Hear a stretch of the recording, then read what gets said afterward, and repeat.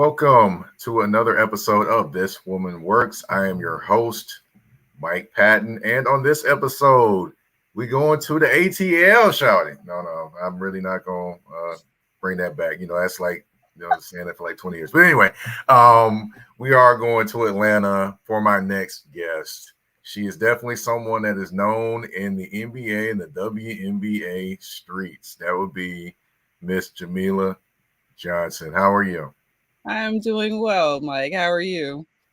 Doing great, doing great. Well, we're going to get into your story, your journey, kind of enlighten folks about you. If they don't know about you, they will know about you after this. But before we do that, with every episode, we open up with the Black Girl Magic Moment. And this moment, it's a little bit more special because I've seen this person's journey. Now, when I first met this person, I knew her as a fan of the Indianapolis Colts. Now, for those that aren't aware, I do have another podcast called Torn AFC South that talks about the Colts, among other teams in the AFC South.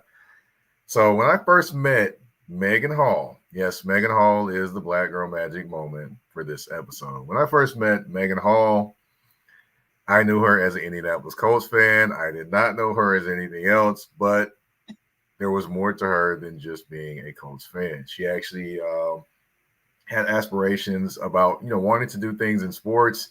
And you can tell that she loved sports and was willing to put in the work. So she began writing, noticed writing. Then she went do podcasts and those different things. And was hosting the show, putting together a show. Has her own imprint now called All About Sports. For those that don't know, you need to go follow that now. She actually believed in her dream so much to actually be a writer and want to follow sports that she went back to school, went to Full Sail University while doing a day job. That is very much, and having a family at the same time at that, that's a lot to take on.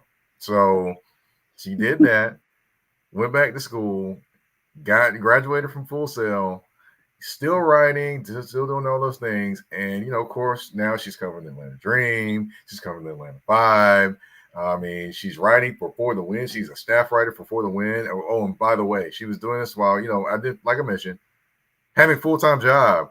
Then she got, for the Win. She's a staff writer there, writes on the WNBA, writes on, women's college basketball, a lot of different things that she does.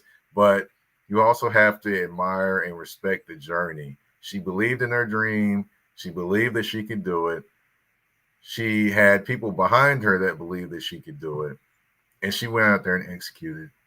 And I have to kind of give, I have to tip my hat, show respect, and show some love to Megan Hall. She is the Black Girl Magic Moment because she truly saw something, believed in it, and she went out there and she made it happen. She didn't wait for anybody else. She went and made it happen. We appreciate you, Megan. We appreciate you. You got anything you want to add? I've actually not known Megan as long as you have. I just met her last year. But when she came in to cover the Dream, she came in fully committed, wanted to know like the ins and outs, how to navigate and everything. And I just admired just the work that she put in even before she got hired for the Win. Like she was putting in that work, she was grinding, she was covering the Dream. Sometimes it was just me and her in the press conference room. Like she was there, she's dedicated. So she's definitely, from what I've seen, she's done all the work. She continues to do the work. She continues to put in the time and just show her dedication. So I'm very, very proud of where she's gone and where she's going. Definitely. And by the way, I just listened this morning. She was on radio in Las Vegas, ESPN radio in Las Vegas, talking about the WNBA this morning. So, yes. That's beautiful. Yeah, she was dropping a ton of knowledge. And, I got to show respect to and props to her. She's living the dream that many people would love to be living right now. I love it. But speaking of living the dream, let's talk about you. Nice transition. Okay, now there was a There was a dream you probably had at some point growing up. I don't know at what point it is, but we'll get to that later. Wanting to do what you currently do, which for those that don't know, can you please tell everyone what you do? Yeah, I feel like a lot of people don't know. And honestly, I do like a little bit of everything. So I have my own blog slash website. I also run my own YouTube. Um, and then I do photography as well. So I do a little bit of everything, but mainly because I started off doing my own website. So I do run a website that covers the Hawks. It's atlhawksfans.com. And obviously, I tweet on social media about the Hawks as well, about just the NBA and sports in general. But mainly, I started off doing the blog, and then it kind of just took off from there. So the YouTube is where the money is. I will say that. But it was fun to start off with the blog, and like really writing is where like my passion is. So that's how I got So started. let me take my pen out real quick because you said your YouTube is where the money resides. So let me write that down real quick. All right, but but kind of getting back, kind of going all the way back to you growing up. So where did you actually grow up? So I'm actually originally from New Jersey, but I grew up in Alpharetta, Georgia, which is like 30, 40 minutes north of Atlanta. So that's where I grew up. My parents always told us, my brother and I, that we needed to claim New Jersey. So I still claim Jersey. I'm still very much a Jersey girl. I'm a Jersey peach, as they might say sometimes. But I grew up in Alpharetta, so Alpharetta slash Atlanta. And then I went to school here as well. Like I went to Spelman College. So I just kind of stayed in Atlanta. Gotcha. So you gonna just stay claiming you north south. That's what you're gonna be saying. You north south. I have to. Right. So how was it kind of growing up, in Alpharetta slash Atlanta, and kind of having a little bit of New Jersey, but living in the South? Because I know a lot of people move from New York, New Jersey, Yeah. down to the Atlanta. So I've seen it over the years. So how was that kind of transition one, and how was it just growing up in the South in Atlanta, compared to New Jersey? Yeah, so I was super young when we came down here. So for me, it was pretty seamless. Except the part of like I felt more like I had more of a community in New Jersey. Just, I mean, I don't know if that it might have been a tale of the times as well, just neighborhoods looking out for each other. But when we came down here, it was a lot. It was a lot different. So it was a little difficult for my parents to kind of adjust, just because I mean, like everybody says, it's a little slower paced. The environment was different, and especially in Alpharetta, since it's north of Atlanta, there weren't a lot of Black people. So for me, like growing up, I didn't really have like a whole bunch of Black friends.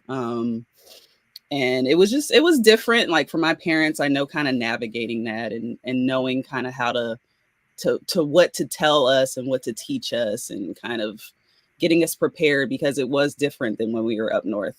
I mean, it really was. Gotcha. I definitely understand. I grew up in Nashville, and I Yeah. grew up actually not in downtown Nashville. I grew up like on the outskirts, almost close to Antioch, which for those that are in Nashville, you know where Antioch is. It's actually going I-24 towards Atlanta. It's not like way outside of Nashville. It's like literally a couple streets over and you're in Antioch. But yeah, definitely that neighborhood at that point in time definitely wasn't a lot of us out here. It was more coming as I got older, but not Yeah. at the beginning. Yeah. It So was different. It was different. definitely, I understand. So of course we all have dreams growing up. We all want to be certain things. I know with me, I wanted to be an NFL football player. I made it out of college and didn't quite make it after that. But Yeah. what did you originally want to be growing up? Because I know it wasn't, you didn't have this dream of I want to do this and have a website and. So what No. did you originally dream about being growing up?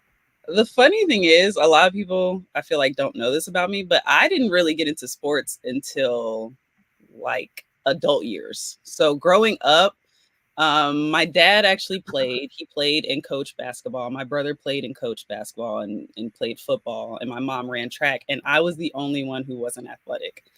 I was, of course, I did not get that gene. I was in the music, so I played the saxophone. I was very much like musically inclined. I like to like write poetry, so I actually wanted to be a singer growing up.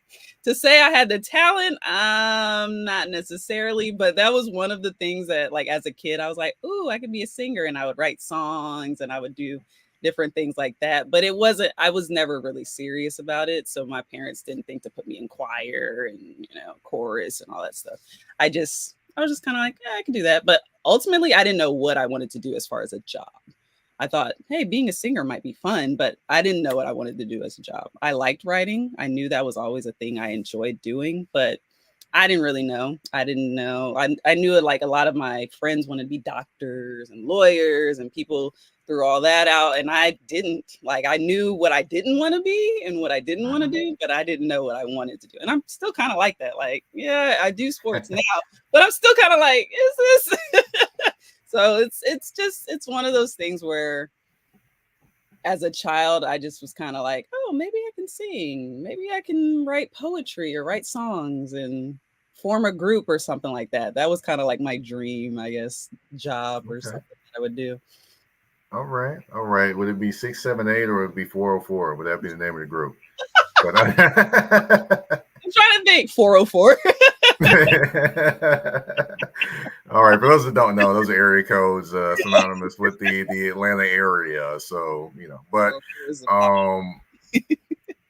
definitely. Now, of course, I definitely understand where you're going with that one because I would say probably later in my life is when I found out I liked other things outside of sports a little bit more in terms of like writing poetry or doing short story series and all that stuff. Because I've probably written about 6 or 7 short story series that probably a lot of people don't know I do or have done. Not. That's very cool. So yeah, I definitely understand that. I can imagine you now sitting there at the poetry session. You got a saxophone, doing all that, and then you come out with the little poetry session, and then you just exit the stage. I can imagine that. Very much vibe, like. Right. So, of course, we're going to learn more about your entrance in the media. But first, of course, we got to pay these bills on This Woman Works. EBO Beard Butter and EBO Beard Wash are two of the best beard grooming products for men worldwide. They help promote growth, keep your beard moisturized and soft, and enhance your overall upkeep of your facial hair. And with the new promo code MPAFC10, you can get 10% off of these products. Just go to www.etsy.com/shop/EBO Beard Butter. Again, that's www.etsy.com/shop/EBO Beard Butter. And again, the promo code MPAFC10. Again, MPAFC10, where you can get 10% off any products except for beard boxes. So treat your beard better today by going to get these the EBO Beard Butter and EBO Beard Wash.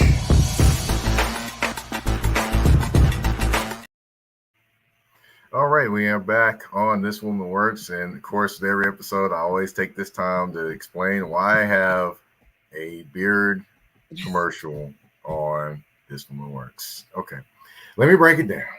Now, of course, I know that black women are guests on this show. I know that. I'm aware. But, of course, it's gift time. Of course, Father's Day is getting ready to come on around the corner. So, hey, beard balm, beard wash, EBO beard butter, definitely something you can buy. And plus, also, we know that a lot of times women are probably better at buying gifts for men than men are buying for women. So, hey, there we go. You said it, not me. Yep. I said it. But there we go. And well, I will say, well, we'll get into that another show. That's another show for me. But there's a little depth that goes into that. But We ain't gonna go into that on this episode. We ain't going to the depth or any of that on this episode. We'll leave that where it is. But getting back to the show, of course, we got to talk about your entrance into media. So, how did that kind of passion get sparked for you? Or when, I should say. So it's kind of, I'll do the like abbreviated version. So to explain how I got into media, I need to explain how I got into sports. So like I said, I wasn't really into sports early. I actually did write for I wrote for the Morehouse, the Maroon Tiger, their newspaper. So I was into writing. I was into journalism. But then I was writing about like campus events and just like local things. I wasn't writing about sports whatsoever. It wasn't until I graduated, I went abroad. I spent like a year in Spain. And then when I was in Spain, I kind of saw just like how they treated family. Of course, I always loved my family, always, put my family first, but just a better understanding and appreciation of my family. And when I came back, instead of when my brother and dad were watching sports, instead of being like, oh, is there something else on? I appreciated that they wanted to watch this. So I started to watch with them because I wanted to spend time with them. So when I got into sports that way, and I was like, oh, this is actually kind of interesting. And so like I would follow along, I'd ask my dad questions. And then from there, I don't know why, I just became like, I don't want to say obsessed, but I spent a lot of time just watching basketball. I was just, and like my dad, he was super into basketball, super, that was his thing. That was his sport. So I wanted to kind of know like everything I could about it because of him. And he loved to teach. So when I started like looking into it and I got more interested in it, I was like, okay, I could actually, I like this. Like, I like this a lot. And so Twitter was kind of on the rise at the time. And so I just joined Twitter and I didn't know, like, to me, Twitter was weird. Like, I'm like, what am I going to, is what I'm doing? Like, I don't know what to talk about. So I started tweeting about the Hawks and like, there would be a game on and I'm like, oh, cool. So like, I'd tweet about the game, just tweeting about the game, just observations, whatever. And then there was another fan, her name was Melanie. Her name is Melanie. She was tweeting about the game as well. And so we were both tweeting. We're like super into the Hawks. And Bob Rathbun, who I don't know if you're aware, but he does the play-by-play on television for their broadcast. He was following both of us and he just out of the blue suggested, he was like, why don't you guys come up with a website or something? And we were like, okay. Because you're talking about the Hawks all the time anyway. You might as well just put it on the website. And I'm like, okay, why not? So from there, it just kind of like took off. Like, I don't even know, even looking back on it now, it wasn't something I ever planned on doing. It wasn't something that I like wanted to do. It's just something that just happened. So I started, we started on the website.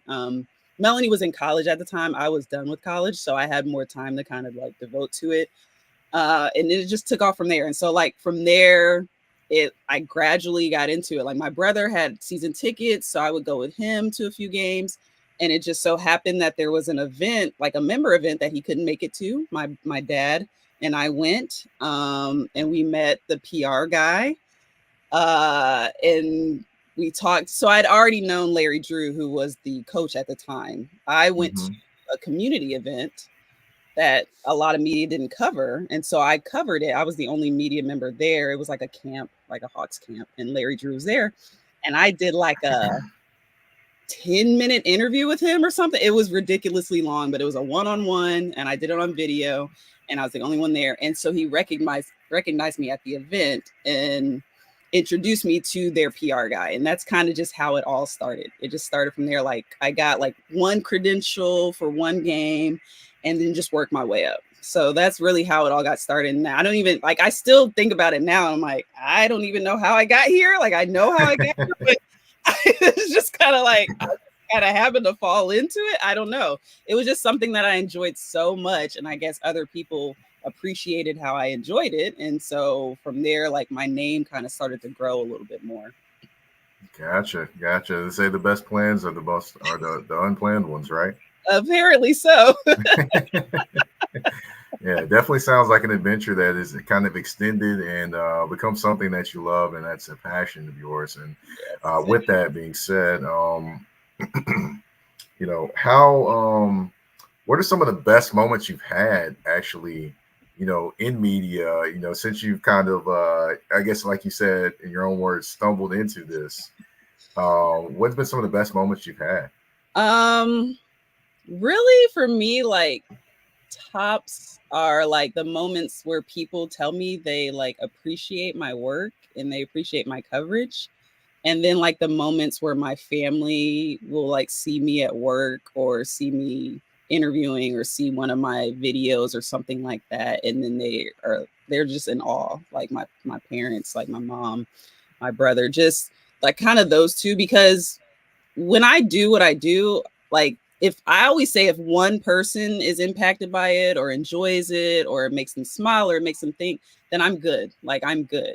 Like I've done more than what I thought I could do. So for me, when people appreciate my work, that's like to me, that's kind of still unbelievable. Like I still really appreciate. That's why like I'm always so appreciative when people share my stuff and like even photography. Like I got into photography because I wanted to put my own pictures on my website. I didn't want to use somebody else's Hmm. pictures.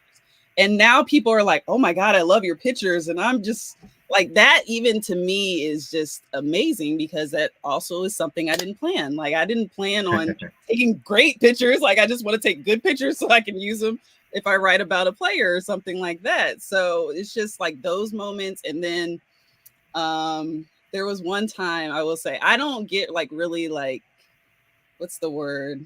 Um shell shocked, I guess, when it comes to like celebrities and all that stuff. And Hmm. but my dad was a super big Knicks fan, and he loved Carmelo Anthony. He loved Hmm. Melo. And one game, I actually was able to get him to meet him, and to me, like that's one of like my fondest memories because that made my dad's everything. Like he had the picture as his backdrop on his phone for like the longest.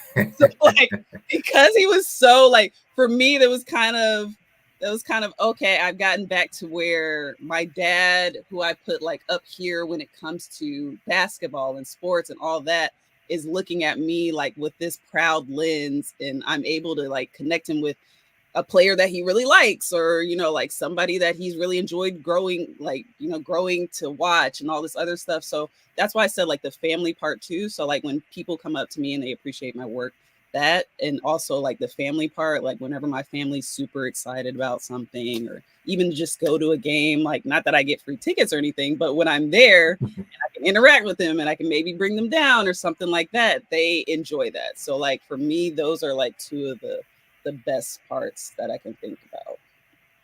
Awesome, awesome. So, of course, I can't leave out that you do also cover the Atlanta Dream.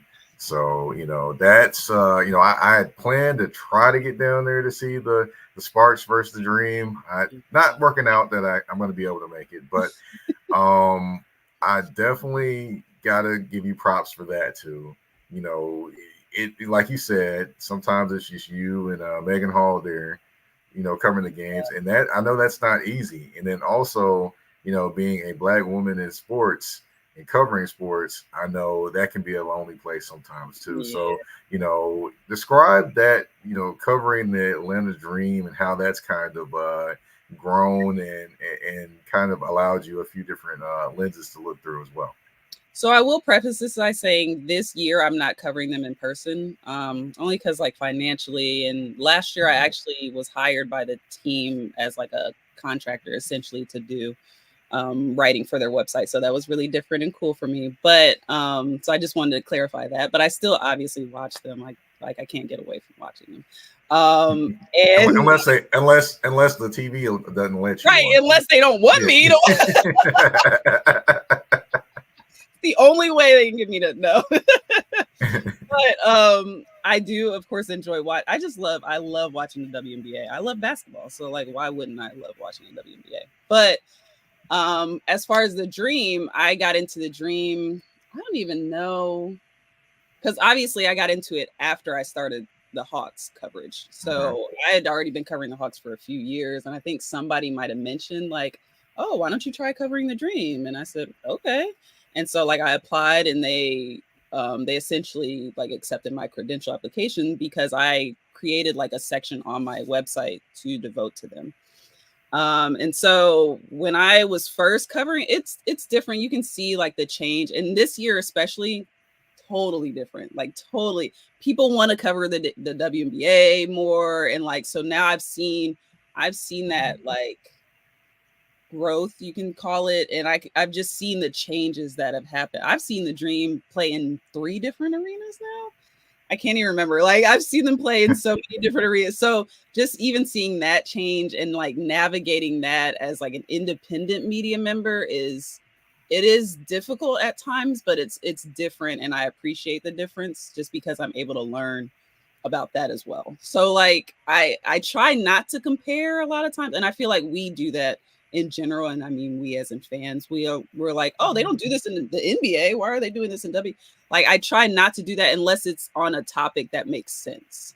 So I do try to look at it in that lens. But now I think that since more people have eyes on the W and more people are watching, I feel like the landscape has changed completely when it comes to media and media coverage. Like last year and the years before, when it was like nobody in the press conference room and all that, I feel like those years are gone now. That's what I feel. I don't know if that's for sure because I obviously haven't gone this year, but I've heard about people who have gone. And so for me, it's refreshing to see that more people are interested. And I know when I would tweet about the games, of course, I had like people who are following me who are Hawks fans who wanted to know about the other local team in the Atlanta area. So like that, I appreciated, that people still wanted to hear about them. And even now, so I feel like not a lot of people are like locally tweeting about what they're doing or like sharing what they're doing. But I feel like it's getting there. It's better than it used to be. I will say that it's better than it used to be. Just because with everything, more people are there, more people are talking about it. I will say though, for independent media, it can be tough just because it's already tough for us to get there. It's already tough as far as money. We don't have the money for us to get there. Then, like, oh, we may not have like certain access to certain things, or we might be trying to get. So I do think the W is trying to be better with that as a whole. And as far as like independent media is concerned, I do think that we are getting more access, and they're giving us more access, and that ultimately helps not only the media but the players. So I do appreciate that. Yeah, definitely. The one thing about independent media, which I definitely know about, being I do it, but one thing about that is we always come through a different lens. We always the one thing that I think is different is we don't come with maybe a story already ready.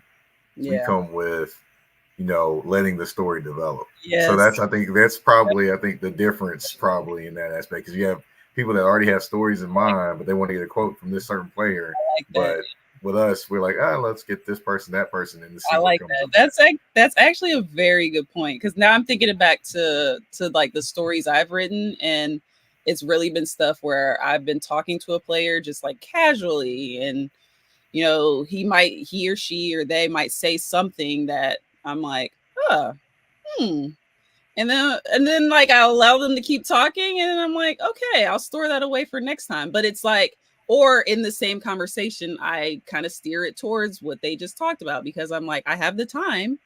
And that's another thing, because a lot of times people who aren't independent, they're on deadline, so they don't really have the time. They got to keep it moving.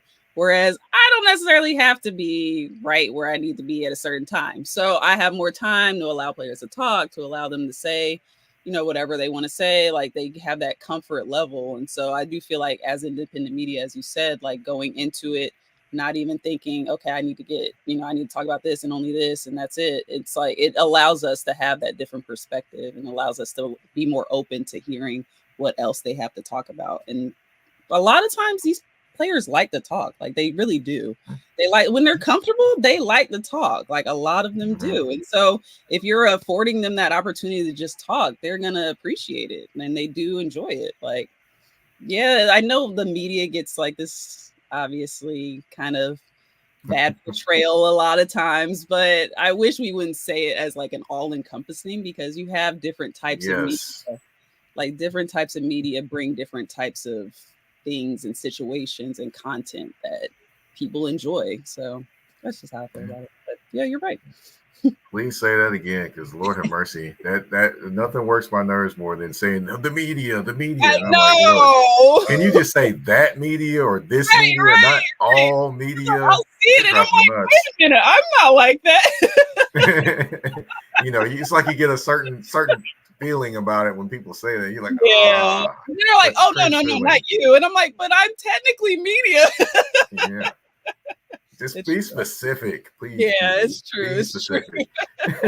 But we're gonna take a quick commercial break, and I'm gonna talk about up next. We're gonna talk about kind of reaching back to those that are coming behind you and kind of maybe wanting to follow the same path that you're on. Maybe some advice, something like that. But we'll get into that more after the commercial break. We'll be right back. A shift. A shift is something that happens and changes the dynamics. And that's what happened when Garrett Logistics was born. After 10 years as a sales pro in the logistics world of sporting goods, John Garrett decided to pivot to the world of freight and start a brokerage. So you're saying to yourself, why trust Garrett Logistics? Well, Garrett Logistics helps shippers improve overall workflow, along with increased on-time pickup and delivery percentages. Last-minute loads, multi-drop pickups, and more are part of the services with Garrett Logistics. They're available Monday through Friday, 7 a.m. to 6 p.m., and Saturday, 8 a.m. to 12 p.m., all times Central Standard Time. So give them a ring at 615-400-8484. That's 615-400-8484, or you can email them at john@garrettlogistics.co or visit their website at garrettlogistics.co. Garrett Logistics, where the motto is, it's not just freight to us, it's your business.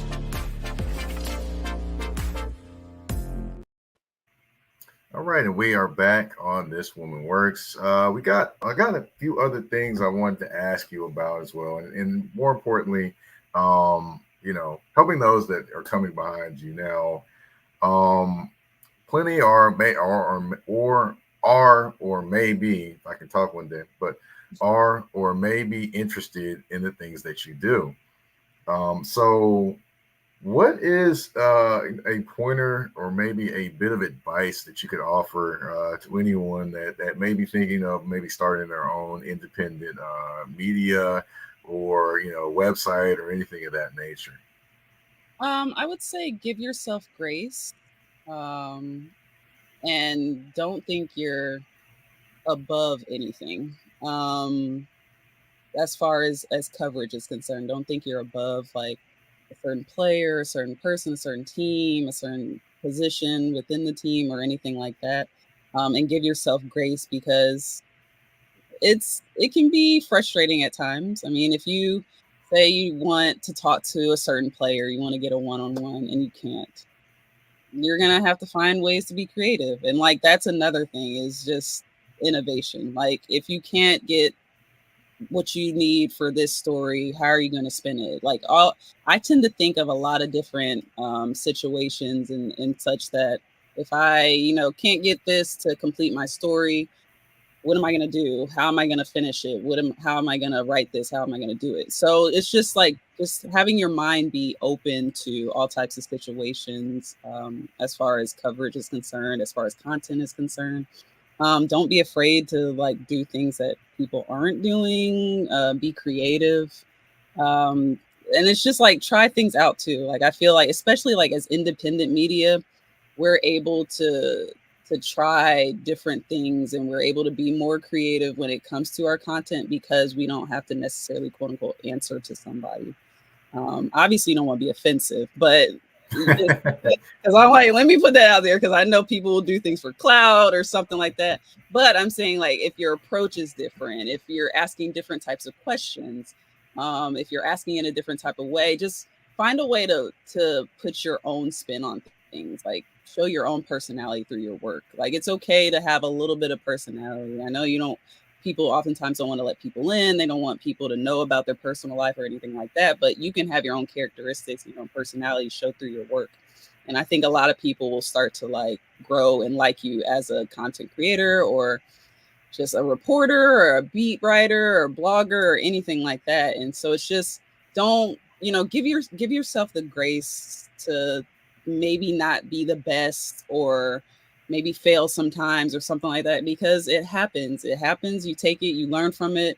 Don't let it beat you down. Just learn from it and keep it moving, and don't make the same mistake if it was a mistake, or just learn from everything. Like, there's so much. I'm still learning. I've been doing this for like 10 years, and I'm still learning different things. I'm still approaching situations differently because of how I learned it from somebody else, or somebody suggested it, and people give me feedback. Like, just allow yourself grace, and don't think you're above any situation or any person, or, oh, this person said I wrote this and they don't like it, I don't care what they say.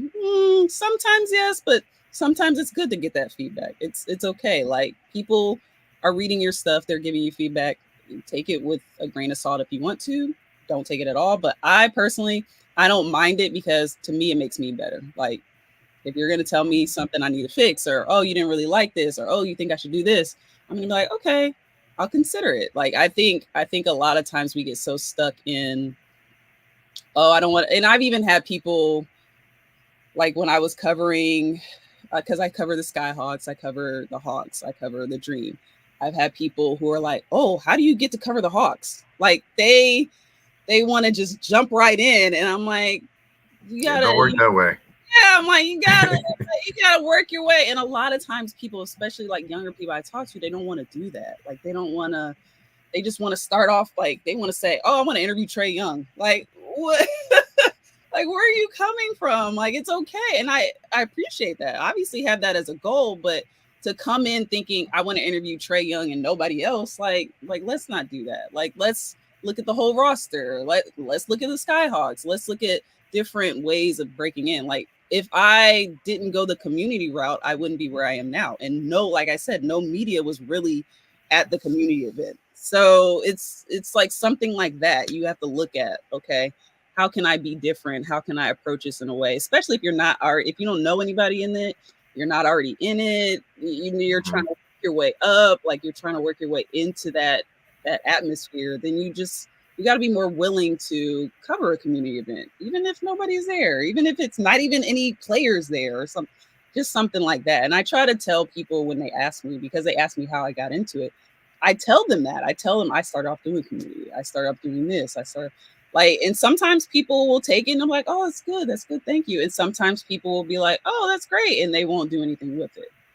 Nope. And so, yeah, so I'm like, it is what it is. Like, it's all on you. But I said what I could say. Like, if you want to try to just jump right in and interview the superstar on the team, okay, you can go for it. But I'm saying another way about going about it is this way. And so that's what I really like to tell people, is just give yourself grace. Like, allow yourself to learn, allow yourself to grow, allow yourself to make mistakes. It's okay to get no. You'll know a lot of time there have been numerous players who don't want to talk, and they'll be like, nah, I don't want to talk tonight. And instead of making a funk out of it, I'll be like, okay, because I get it. I mean, sometimes I don't want to talk either. Like, I get it. Certain people and certain players, you just got to learn to, like, just take everything and just, like, take situations and kind of analyze situations. It's really just a lot of just dealing with people and learning people. And really just talking to people. Like, I'm not even much of a talker. Like I told you, I'm not even a podcast person, really. I'm not much of a talker. But in this industry, like, you kind of have to. Like, and that's what I like about it too. It gets me out of my comfort zone. Like, you have to, like, talk. You have to talk to people and stop and say hello in a little conversation. Like, you have to do certain things, and that's just like life, though. That's really life in general. You're right. You could have fooled me. You're not a talker. You could have fooled me. But I'm just kidding. But let's see. One thing I also want to ask is, as a Black woman in the field, and like I mentioned, there's not a ton of us in the field in terms of Black people. Definitely not a ton of Black women in the field. Yeah. So, what are some of the challenges you've kind of faced in that, aspect of being media and being a Black woman in media? It's funny because it could be a cross between, like, being a Black woman and also being a woman, but just like the intersexuality intersectionality of it all. It's just I mean, there are times when people look at you and they're like, "Oh, she got to be dating a player." Like, what is that? I don't know what that even has to do with anything. Or like just different stereotypes about us, and like we want the attention and all this other stuff. Like I've had to navigate that kind of stuff, and I am not the attention. I like to dress nice, don't get it twisted, but I'm not the attention type person. Like, whereas I want the camera on me, I don't like that. I like to be behind the camera. I like all that. So it's like different stereotypes that I've had to face over the years. Just different ways of people like kind of approaching me, and like maybe not necessarily taking me as serious as they do other people. And just it's really interesting navigating, especially like in Atlanta, because you would think like Atlanta, it's a lot of black people, and you would think that would mean there's a lot of black media. But early on, at least from my experience, there weren't a whole bunch of black women media members, especially like just in general, just in, like wherever you would kind of go. So for me to be one of like the only one, like even something as small as like my hair, like I've had people tell me that like players have commented on my hair or something like that. And like you get all types of things that are different because they're not used to seeing your type of media around as much. Like but you know, now it's much better. Like now, because this is like 10 years in the game for me. But like now you see a lot more black female media members. You see a lot more different natural hairstyles and this and that. Like I appreciate it now more, because back when I was like early on and younger, I did not see a whole bunch. Like I did not. Maybe Candace Buckner, she might have been like the only one who had like her natural curls that were similar to mine at the time. And like even something that you would think is as small as that, I didn't feel as comfortable wearing my natural hair out versus wearing it straight. And just, you would think something like that is like trivial, but for somebody who's in that industry, it means like presentation means a lot, and how you look and how people perceive you.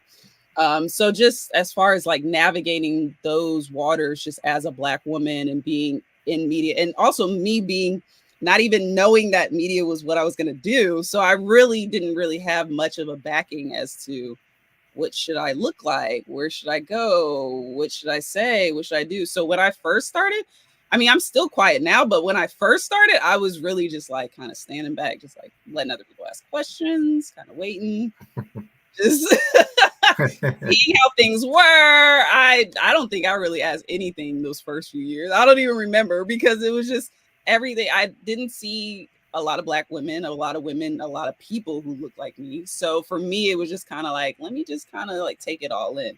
Whereas now I feel like we do see more, but it's still even getting used to just having black women in the space and in the area navigated. It's still fairly new, and it's still a lot of getting used to for a lot of people. Okay. All right. Well, hopefully you have enjoyed the show and enjoyed being on the show, I should say. Thank you. And yeah, of course. But we're not to the end just yet.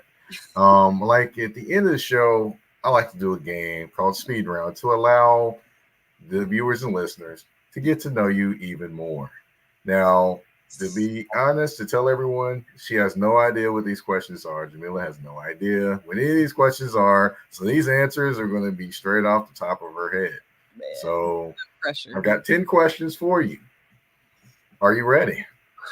Yeah, let's do it. All right. If you had a biopic made on you, who would play you in a movie? Dang, that's a good question. I want to say Keke Palmer. I mean, we're like the same age, but like, can we... Gotcha. I don't know. It's just something about her that I like her energy. She a Virgo like me. I don't know. All right. All right. You had to pick your favorite song right now. What would it be? Ooh, my favorite song. Ooh, can I just pick an artist? That's It's later. okay. Song. Ooh, I'm trying to think what song I listen to a lot. Well, I know one song that you probably can't avoid right now. That um, everyone plays everywhere. what you talking about, Kendrick? That'd be no, not Kendrick. Well, yeah, that one. That one's everywhere too. But Million Dollar Baby is everywhere too. That song is everywhere. Oh, yeah, that's not really on my list though. No, I'm just throwing songs out there. I'm just I've throwing been stuff out playing, there. I've been playing Kendrick a lot. They not like us, but it's only because of like the beat, and I do like the song, but it's like I don't want to say that one because I mean, honestly, Nah. like, most recently, that's probably what I've been like on a lot of oldies too, though. I've been like a lot of R&B oldies and stuff like that. John B, I was just listening to the other day. So He actually just performed that song again. Actually, they don't know, and it I sounded just like look, it. look, I know. Look, I was like, this takes me all the way back, like literally. Right, I might have to choose. right. I don't know. I might give John B the head nod for that. Like he gets the. Okay. What would you say is your favorite era of music? Ooh, 90s R&B. Okay, Yeah. between me, it'd be '90s R&B or neo soul era. That Mm, would be I like that that would too. be a fight. That would be And a fight for me. I'm not gonna hold you. That era of Atlanta hip hop from like the early 2000s, only because I was in college at the time, but like that, like Yeah, Lil Jon, like all that yeah. kind of Lil Jon, Scrappy. yeah, You got everybody. You got like that kind of era. That and I've been on mm-hmm. Afrobeats too. So I Okay, obviously have like a very diverse kind of field of music that I appreciate, but I will say Afrobeats has been like my most recent that I've been listening to a lot, but besides like 90s, anything 90s and some got old school Atlanta hip hop. okay. What is your favorite movie of all time? Favorite movie, Harlem Nights. Okay. Worst movie of all time. Ooh, I don't know the name of it, but it was Lindsay Lohan and she was playing like an evil twin or something. I don't remember. I just it was terrible. The movie was so bad. That's like the only time I walked out of the theater for a movie. So I just remember it being Lindsay Lohan in it and it being a terrible movie. I don't remember the name of it or anything. I think she was evil in it or something like that. But I remember Well, I she walked been evil out. in a few movies, like Mean Girls. She's been evil in that movie. Yeah, I know, but like Mean Girls, like the classics. Everybody knows me talking about Mean Girl. I don't remember the name of it. Now you're gonna have me looking it up because I don't remember the name of it. I just remember it was so bad and she was in it. Because I guess we thought it would be good because she was in it, and it was just not. Like people were leaving the theater, and I was one of them. So if All right. anybody knows the name of it, like let me know because I can't even remember. I just blocked it out of my memory. Your favorite sports moment? Ooh, ooh. Ooh, okay. Dang, I'm so this is my thing. I'm really bad at remembering like exact like games and times and everything Mm-hmm. like that. But Jamal Crawford hit a like a game winning three. I was at that game. He hit like a game Mm-hmm. winning three. In the playoffs, was it the playoffs? Yeah, it had to be the playoffs. I don't remember. Like, I don't remember the detail. I just remember it was Jamal Crawford. He hit a three. It was to win the game, and like the way everybody in the audience jumped up, like that was one of like the highlight, like the happiest I've ever been at a game. Like I can't even remember. I can't remember the details of it because I'm so bad with that kind of stuff. But I just remember he hit a three and it was like a game-winning three, like the very end of the game, and we went crazy. And that was probably like the best memory I have. Okay. Favorite ATL athlete of all time? Oh my gosh! Oh no! Told Oh you I was coming with the questions now. no! And I'm like, this is rapid fire, and I can't think quick enough for this. That's okay. That's all right. We That got time. oh, oh shoot! We got Trey Young. We got I Dominique know, and I'm thinking Wilkins. like We across got the board. I'm thinking I'm like a- currently past basketball, baseball, football. yeah. We do got the crime. We do got the crime dog that did play, and he did do Shoot, that terrible baseball yeah, like video. I can't. Ooh, ooh. You remember the terrible baseball video that Fred McGriff did about teaching people how to play baseball? No. Oh, you need to look that up. That will have you crying laughing. I mean, What? it was hilarious. I'm sitting there, I'm thinking about it now and I'm trying not to laugh right now. So You know what? Okay, so I might. Oh, this is tough, especially across the board. But honestly, I feel like going with Angel McCoughtry. okay. All right. Yep, I'm gonna Yes. go with Angel because like I think an Angel, and don't get me wrong, because I love me some Dikembe, I love me some Neek, I love me like Mm-hmm. don't get it wrong, like even Mike Vick, like I across the board, I like somebody from every league, but it's just Mm-hmm. something about when she was on the Atlanta Dream, like that was Angel's team, and she would be balling. Like I just can't. I'm just thinking back to so many different times. Like that was, yeah. I'll go with Angel for that one. Okay. All Yeah. right. Best food spot in Atlanta. Best food spot? Uh-huh. I know you got one that you like, oh, that's my spot. I know. Hold on, let me think. Let me think. Let me think.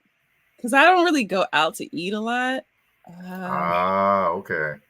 So but you I mean, could I go to, say like true food. Jamila's Kitchen. You could say Jamila's Kitchen and win then. I'm in the kitchen. I do. I'm trying to think because I think I like true food a lot, but to me, it's not really like only to Atlanta. There is a place called Mhm. ATL Bistro. It's a vegan because I Okay. I eat vegan. It's actually a Oh, I vegan. know. It's a black owned. Thank you. It's Mhm. a black owned vegan spot. Like south, like near the airport, and I used to go Mhm. there like religiously, but it's far from me, so that's why I really Mhm. don't go as much. But I would give Gotcha. them the nod. Yeah, ATL Bistro. Okay. Yeah. Now we do have a restaurant that is actually born in Nashville that's down there too. It's Slim and Huskies. I've So heard of that. yeah, they actually started here in Nashville, in North Nashville. So I they did actually not all know that. three went to Tennessee State University, Oh, that's actually. cool. That's So very yeah, black owned pizza spot. Yeah. cool. And they Oh, do have a vegan pizza, by the way. okay. I will So note that because I love finding out like black owned any spot, especially because a lot more black owned places are being sensitive to vegans and vegan options. got you. Okay. Now, biggest star in Atlanta, in your opinion? Could be in sports, could be in athletic, it could be in Entertainment, movies, anything like from Atlanta or just in Atlanta. Like in Atlanta. Like you think Atlanta, you think this person. I want to say Tyler Perry. Okay. He wins. He does have that big old lot out there. I just feel like he's like really made Atlanta his. But Yeah, if he I kind want of to do came to town and sports, grew it. if I want to do sports, I will give Trey the nod for sports. Okay. Trey Young. Yeah. Okay.